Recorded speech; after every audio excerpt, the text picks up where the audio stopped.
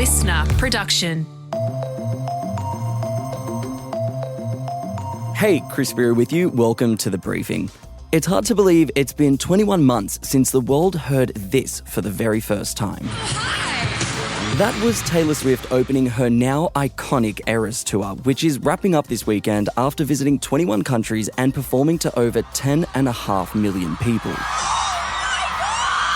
We here at The Briefing have got our hands on some exclusive statistic from Taylor's iconic tour. That's coming up in the second half of the episode. First though, let's get into the headlines with Benson Siebert. It's Friday, December 6th.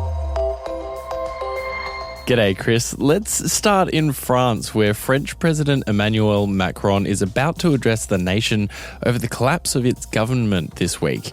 It is absolute chaos right now because technically France does not have a government, nor does the government have a budget for 2025. This is because the politicians on the left and the right teamed up in French Parliament to pass a no confidence motion in the government yesterday, our time.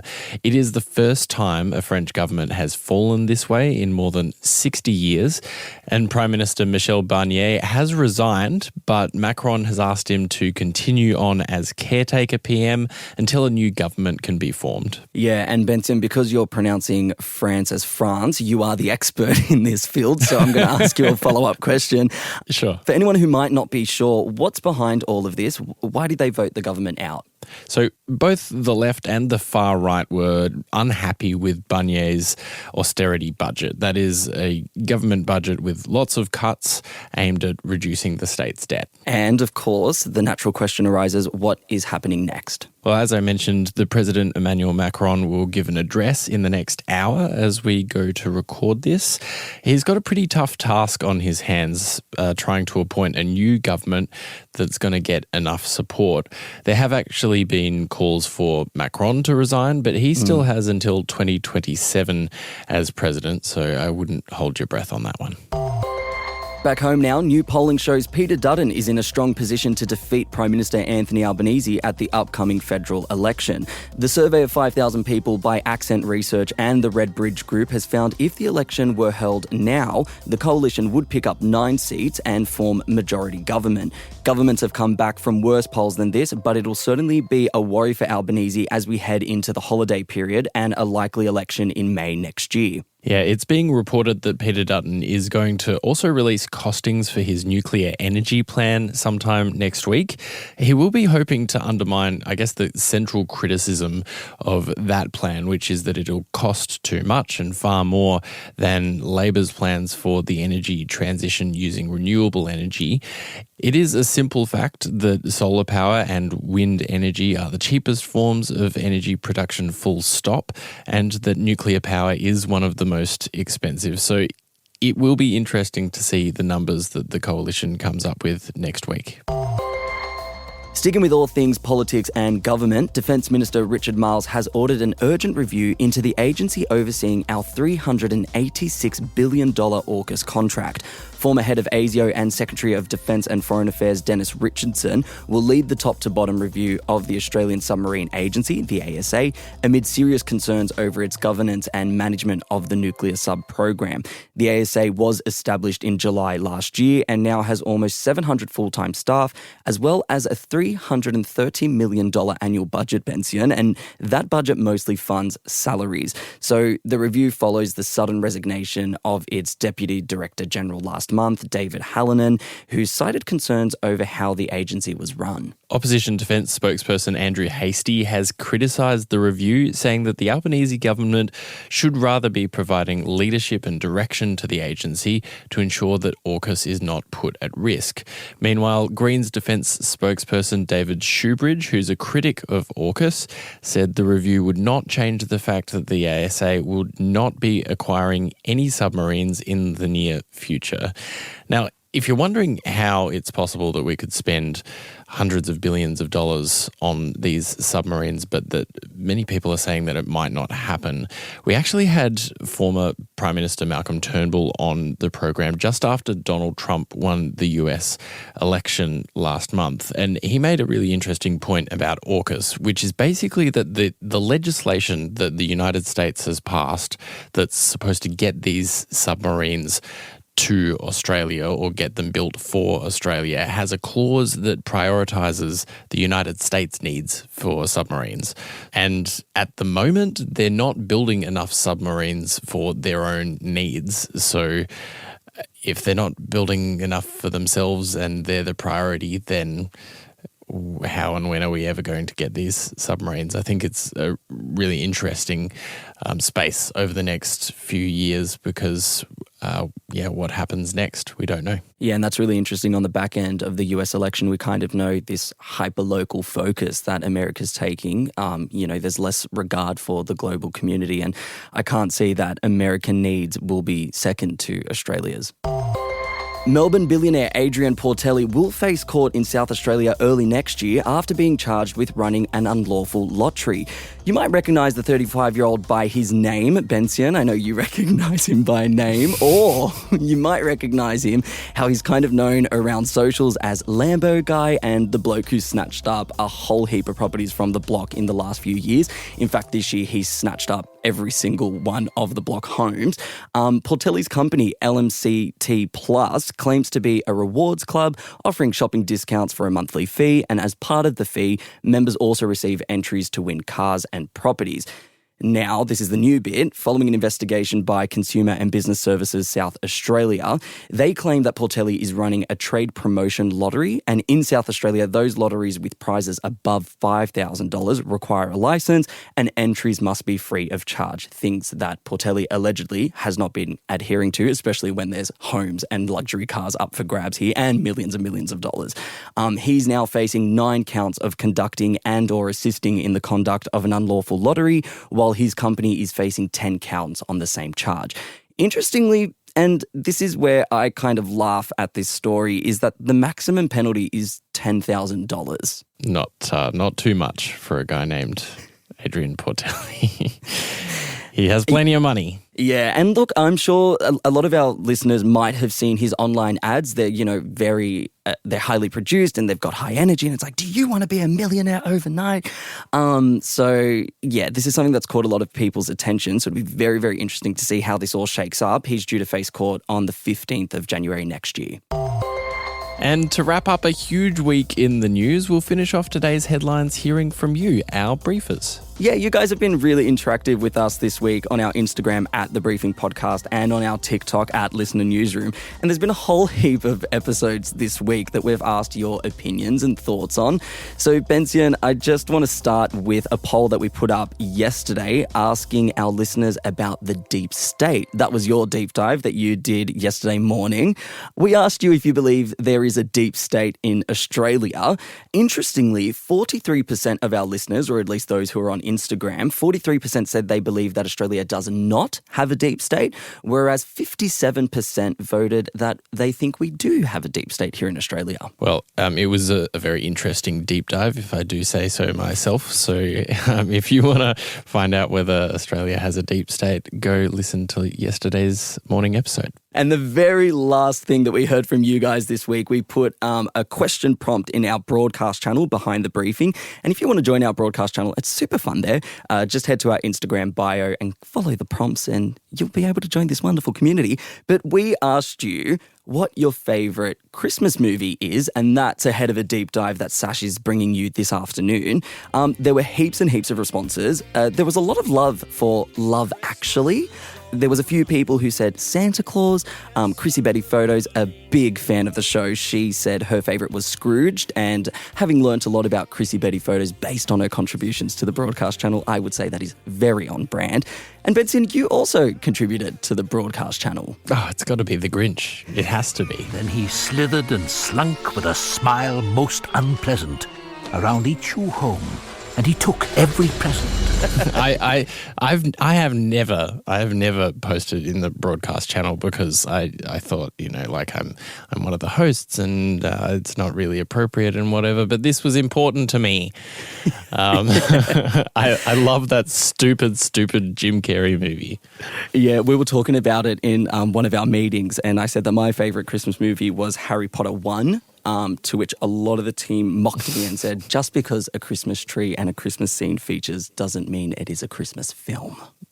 It's not a Christmas film, Chris. Bensian, thank you so much for joining us for the headlines. Up next is our deep dive where we have got exclusive stats looking into Taylor Swift's Eras Tour. The stats are wild, they are kooky. It is a wonderful chat. Stick around.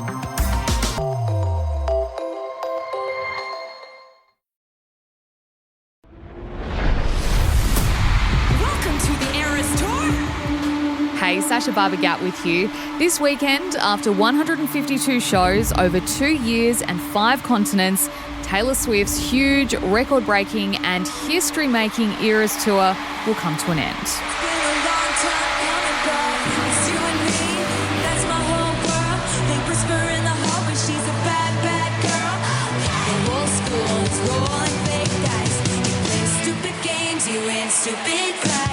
Yes, the global phenomenon has catapulted Ms. Swift into the history books for a lot of reasons. Not only has she performed to more than 10.8 million people, she's also broken the record for the highest grossing tour of all time, cracking $1 billion.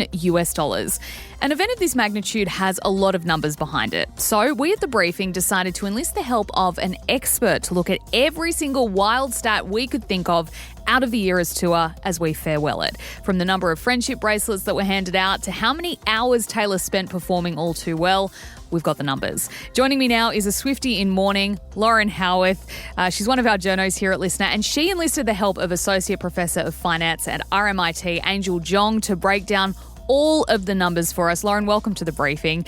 First off, for the non-Swifties listening, what did this concert mean not only to Taylor but also to her fans? Yeah, hey Sash. So I really think the Eras Tour showed that Taylor is just in a total league of her own. It became this incredible and insane phenomenon that just really took over every city that Taylor visited.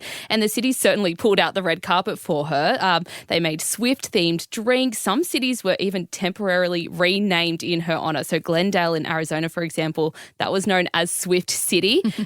Brazil projected an image of the Junior Jewel shirt that Taylor wears in the You Belong With Me music video on the Christ the Redeemer statue. Yep. So it's just insane. And each show went for just over 3 hours, and it took Swifties on a journey through Taylor's 18 years of music, including her hits like Cruel Summer, Love Story, Shake It Off, as well as those surprise song mashups, which all the Swifties, including myself, went crazy for. And each era has a different outfit for the different nights. So all up, Taylor wore around 80 to 100 outfits all up throughout the whole tour. Yeah, the things like beaming the shirt onto the Christ the Redeemer, I think really captures just how wild the world went for this tour. I'm not a Swiftie. I went to one of her shows in Sydney, but I ended up wanting to go because of the cultural phenomenon that it became. I was like, I feel like my grandkids are going to ask me in 40, 50 years, I can't do maths, oh, did you go to the Eras Tour, Grandma? It was like you had to be there. Otherwise you just completely missed out on this like once in a lifetime thing. Exactly. So like I said at the top, you've crunched the numbers. How long did Taylor Swift spend on the road and on the stage across the entire Eras Tour? Yeah, sure. So Taylor's first show was on March 17 last year, and her last will be on December 9 Australian time. So that's just shy of 22 months on the road. And all up, she spent at least 494 hours on stage. So that's roughly around 20 and a half days. Like as in can't full even imagine. 24 hours, 20 times. That's absolutely insane. Nuts. Look, and I've got to say, she's undoubtedly had one of the longest ever tours, but she doesn't have the crown for the longest, does she? 30 Seconds to Mars, they actually hold the Guinness World Record for the longest concert tour by a rock band at 309 concerts. They started in mid-February 2010 and went until early December 2011. Elton John, here's another example. His farewell Yellow Brick Road tour, that was nearly 5 years long from September 2018 to July 2023. That included 330 concerts around the world. But Bob Dylan's never-ending never-ending tour. That one takes the cake, and it is an endless tour schedule. So that's been going since 1988, more than 3,000 shows. So who knows how long that will keep going on for. Yeah, Taylor didn't quite make that. Look, she did head down under for the Eras tour. How many people did she perform to in Australia specifically? She played to 96,000 people at the MCG 3 nights in a row, and these shows were actually the biggest of her career. So that's a nice little stat for Australia. Yep. She played to 300,000 Swifties in Sydney over 4 shows. So all up around 600,000 Swifties on the Australian leg. And we also saw all those crowds gather outside the stadium each night as well, because of course not everyone could get tickets. So all the Swifties, they were just happy to sit outside and chill with all the others and have a bit of fun. Yeah, I remember the absolute wild scenes here at the listener offices when you'd walk down the hallway when the tickets were going on sale. Every screen had the loading page up. Yeah. Look, the Eras tour broke records for how much money it made as well, didn't it? Yeah, that's right. It actually became the highest grossing tour of all time and the first ever tour to gross over US $1 billion. So that's around 1.5 billion Aussie dollars as well. And it's also the highest grossing tour ever by a woman. It sold nearly 11 million tickets in total. So if we break that down at an average ticket cost of $240, that's nearly $2.6 billion in ticket sales. That's just tickets That's as well. just tickets, not merch, just tickets. Wow. And each city that Taylor visited, they also benefited as well because, of course, you got people travelling from all over to come and see Taylor. All up, Taylor's thought to have boosted local economies of each city by around $5 to $6 billion in total. And for the Australian leg, thought to have brought around $500 million to our local economy. And as I mentioned before, some Swifties even travelled to certain cities without even having tickets, hoping they could get some. And if they didn't, they were just happy to stand outside, as Angel, our research expert, found out. It is only by research that I found out that for each of the show, there were at least like 50,000 of Swifties standing outside stadiums, even because that they couldn't get a ticket. Yeah, there was this amazing photo. I think it might have been at the Brazil show where you can see the crowd in the stadium, but then just behind it on like a hill, you can see all of the lights from all of the people who were watching / listening from outside the stadium, which it is, again, communicates just how much of a phenomenon this was. And I've never seen anything like that. Like I remember when Harry Styles came here and I was like, oh my God, it's Harry. But this, Taylor, is just next level. I've never seen anything like it. Now, touring is one of the main money makers for artists these days, but so is merchandise, which we talked about just a bit before. Do we know how much Swifties dropped on Taylor merch? Yeah, so we've got some stats on that. So all up, it's estimated Swifties spent $540 million on merch. And again, if you divide that by the total number of tickets sold, the average Swiftie dropped $50 on merch. But when Taylor came to Australia, I actually went down to AUKUS Stadium in Sydney Olympic Park to have a chat to my fellow Swifties and see how much they were spending, and a lot spent more than that average of $50. Spent like 1K. Too much. I spent $240. Around like $820. I spent around $1,000. I got the quarters in! This is my new baby. I spent $945. 2 shirts and 1 jumper, and it was about $260. I think I spent like $750. Oh my goodness. Yeah. So that's like a week's pay for some people just on merch. Absolutely. Look, this tour did become synonymous as well with friendship bracelets. Now, can you explain why? But also, did we find out how many were actually handed out across the entire tour? Sure. So friendship bracelets, they've really become a big part of this tour. And it's mainly because there was this line in one of Taylor's songs called You're On Your Own, Kid, and that's from her 2022 album, Midnight. And the line goes, so make the friendship bracelets, take the moment and taste it. And that certainly happened on this tour. Swifties made at least 350 million friendship bracelets just for this tour. When I saw that stat that Angel sent through, I just couldn't believe it. Imagine how many hours that took them as well. A lot. It's so insane. And I had a chat with an Aussie who owns this Etsy store. Her name's Elise Champion, and she describes herself as an adopted Swiftie, and she was already into arts and craft, and she had this Etsy store, and she decided to capitalize on these Swiftie friendship bracelets, and she's kind of made a lot as a side hustle, made around 7,000 Swiftie-themed bracelets so far, and she says she sends them to Swifties all around the world, including places like Chile, the US and Canada. So all the Swifties around the world are wanting to get some of her friendship bracelets. But she says that there's a lot of meaning behind them as well, that they're not just these beaded bracelets that people wear for fun. She said that it kind of identifies people as being part of this wider community. It's been such an incredibly happy and joyous experience that I feel like just a simple act of a bracelet I didn't think before could ever have this effect on people. Yeah, it's such an interesting aspect. And again, I think, sometimes fans, girl fans especially, of female pop artists can be derided as being silly or over the top. But it's clear that there was a lot of meaning behind a lot of the aspects of what Swifties were getting into at the Eras tour. Look, what about the places that the tour stopped? How far and wide did Tay travel? So Taylor's visited 54 cities in 21 countries with a total of 152 shows, including those here in Australia. She's travelled more than 100,000 kilometres using at least 420,000 litres of jet fuel to get around. And of course, Taylor has copped quite a bit of criticism over her private jet use. So environmentalists, they've accused her of leaving this large carbon footprint. And you might remember as well when Taylor was here in Australia, she sent her private jet over to Hawaii to pick up boyfriend Travis Kelce. Everyone was a bit like, what are you doing? Can't he just catch commercial? Like, it's not that far away, but she can do what she wants, I reckon.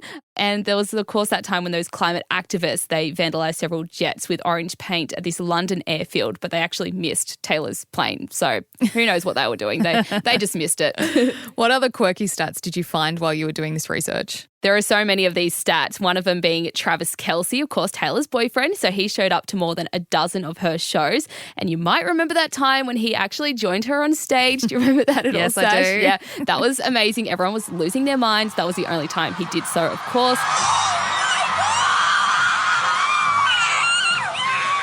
There was also a few engagements as well, apparently around 50 proposals during the Eras tour. So that's a bit of fun. And as you mentioned with Taylor and her all too well 10-minute version, Taylor's version, of course, she spent 20 to 25 hours singing just that one song. So a whole day. Yeah, I'm sure she definitely knows the lyrics to it by now. She probably thinks about it during her sleep, I reckon. There's one more song from Red that I was really wanting to play for you.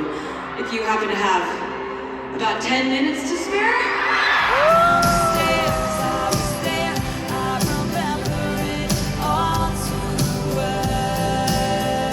As we've talked about throughout this chat, an amazing tour that will go down in the history books. But now that it's come to an end, do we know what Taylor plans to do next? So there's been a lot of talk among Swifties about, what Taylor is going to do now that the tour is coming to an end. She has been hinting at Reputation, Taylor's version. That's a massive fan favourite album. So fingers crossed that she announces that and potentially drops that very soon. And in a note in her newly released Eras tour book, Taylor ended the message to fans with "See you next era." So who knows what could be coming next? But of course, there are some rumours around. Apparently she is exhausted. Don't blame her. And she's excited for some relaxation and downtime and plans to stay in Kansas City with boyfriend Travis. And once his season in the NFL ends, she'll apparently spend some time at her home in New York. And apparently they want to do some normal things as a couple and spend some quality time together. So plenty of downtime for Tay, I reckon, in the next few months. I think she's earned it. I reckon so too. Lauren, thank you so much. What an interesting bunch of stats you pulled together for us. We appreciate it. That was listeners Lauren Howarth speaking with me there, sharing insights compiled by Angel Zhong at RMIT. And that is it for this episode of The Briefing. Thank you so much for listening. Before you go, we'd love it if you could share this ep with someone you think might enjoy it. It is a really easy way you can support us and all we do here at The Briefing. So is sharing our socials post. Check us out on Instagram at The Briefing Podcast and on TikTok and YouTube, search Listener Newsroom. And we'll be back in your feed at 3 talking about all the amazing or maybe not so amazing Christmas movies coming out at the moment. You don't want to miss that. I'm Sasha Barbagat. See you next time.